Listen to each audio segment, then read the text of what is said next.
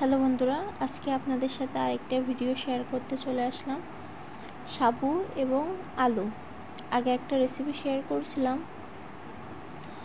তো আজকের রেসিপিটা হলো সাবু দিয়ে আলুর পায়েসও বলতে পারেন বা আলুর তরকারি, যেটাই হোক।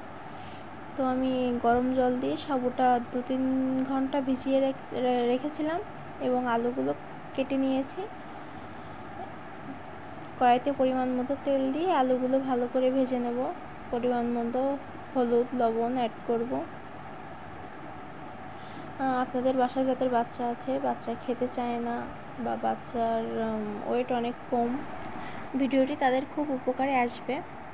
তো আপনারা সবাই ভিডিওটি লাইক করবেন, কমেন্ট করবেন এবং শেয়ার করবেন, যাতে যাদের বাসায় বাচ্চারা আছে, ছোট ছোট বাচ্চা আছে, তারা যাতে রেসিপিটা আর কি জানতে পারে এবং তাদের বাচ্চাদেরকেও রেসিপিটা তৈরি করে দিতে পারে। দেখুন, পরিমাণ মতো হলুদ এবং লবণ দিয়ে আমি আলুটা লাল লাল করে ভেজে নেব, যার কারণে আলুটা একটু মিষ্টি মিষ্টি লাগবে। যদিও বা শেষের দিকে হালকা পরিমাণে বা অল্প একটু পরিমাণে চিনি অ্যাড করা হবে। আলুটা সুন্দরভাবে ভেজে নিচ্ছি। দয়া করে আপনারা ভিডিওটা শেয়ার করবেন, যাতে সবার কাছে ভিডিওটা পৌঁছে যায়। দেখুন, আলুগুলো লাল লাল করে ভেজে নিয়েছি।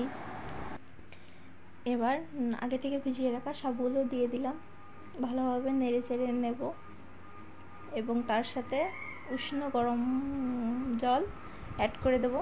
আগে থেকে জলটা গরম করে নিলে ভালো হয়, সাবু রান্নাটা তাড়াতাড়ি হয়। তো রেসিপিটা আপনাদের সকলের ভালো লাগবে। দয়া করে আপনারা ভিডিওটি লাইক করবেন, শেয়ার করবেন এবং সাবস্ক্রাইব করে দেবেন।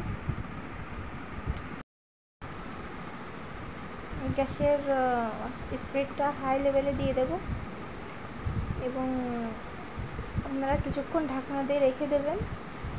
জলটা যখন টেনে যাবে তখন সামান্য পরিমাণ চিনি দিয়ে নামিয়ে ফেলবেন।